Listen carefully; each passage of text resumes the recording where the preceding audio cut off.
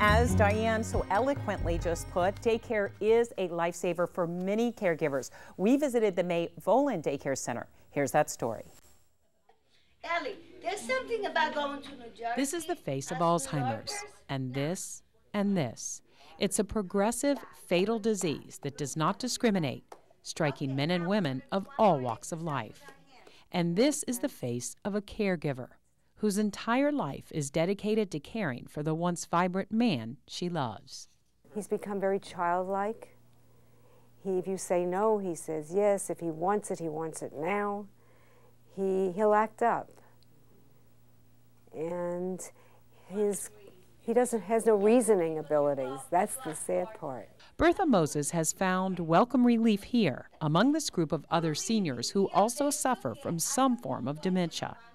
Each day, the May Volan Senior Center offers adult daycare for those who cannot be left alone but still need a way to stay active. It gives me a chance to get my marketing done, my personal things done, and it's quiet time for me. On this day, participants enjoy a lively discussion about current events, take part in age-appropriate exercises, and enjoy their favorite hobbies.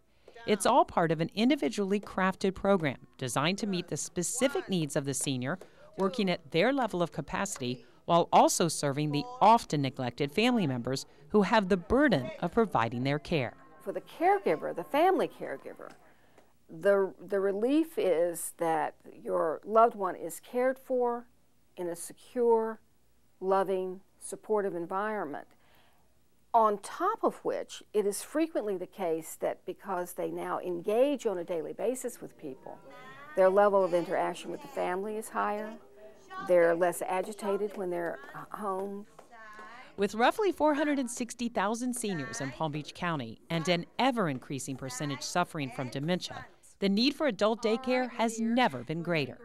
Daycare is much cheaper to society than older alternatives. A whole year of 5-day-a-week daycare costs about $13,000, while putting someone in an institution costs about $125,000 for the same year.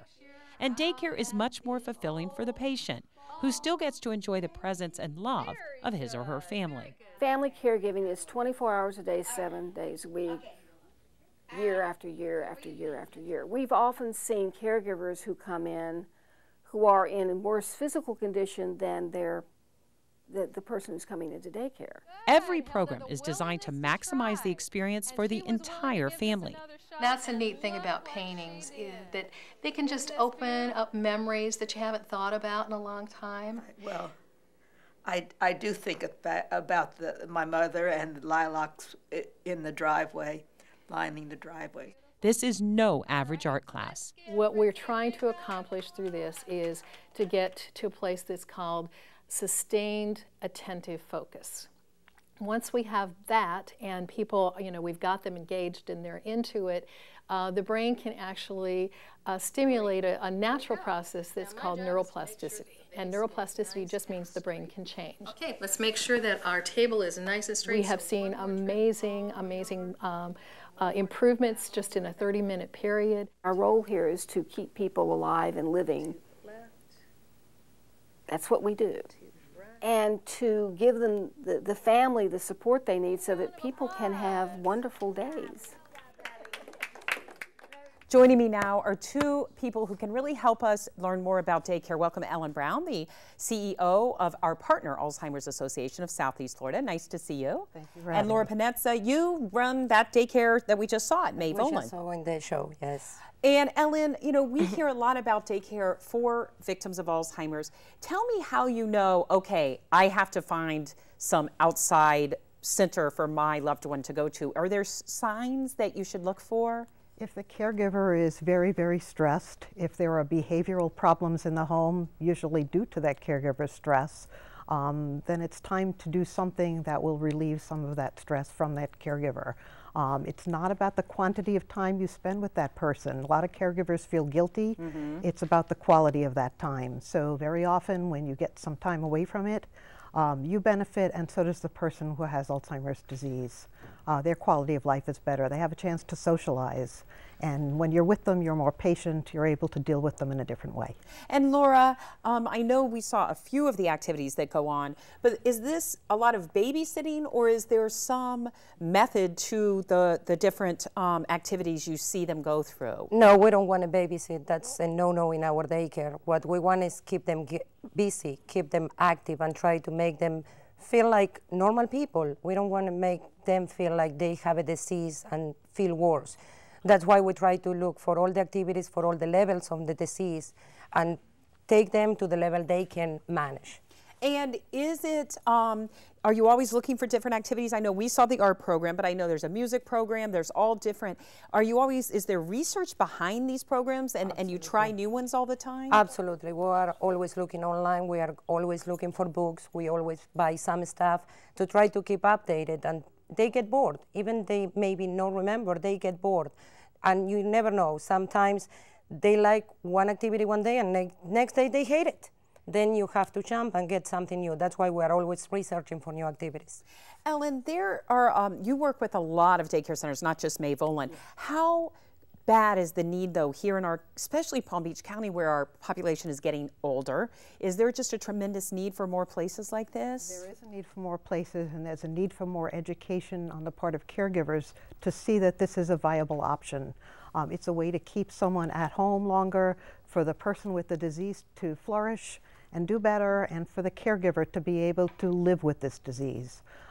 It's a way to make this a manageable journey. How expensive, though, is it? Because a lot of these people are facing huge medical bills just related to the disease itself, and medicine and doctor's visits. So how affordable are the different daycares that you all, suggest people go to? They vary in price, and you're correct that very little insurance help is available for daycare services or for any of the custodial care services. So much of it is out of pocket. There are some scholarship programs. There is some state money from the Alzheimer's Disease Initiative that can help, but those funds are all very limited. So it is a challenge, but if you're looking at the long-term cost of putting someone in a facility as opposed to putting them in daycare, daycare is a much more affordable option, keeps someone in the home longer, living and aging in place. Laura, is there is it all day programs? Do some people, can they come for a few hours and then you pick them up? How does it work, and how do you judge how long somebody needs to be at daycare? Well, usually we take the caregiver word, but at the same time we do an assessment, and we realize, some people after 3-4 hours start getting really restless and agitated. Then we realize it's too long.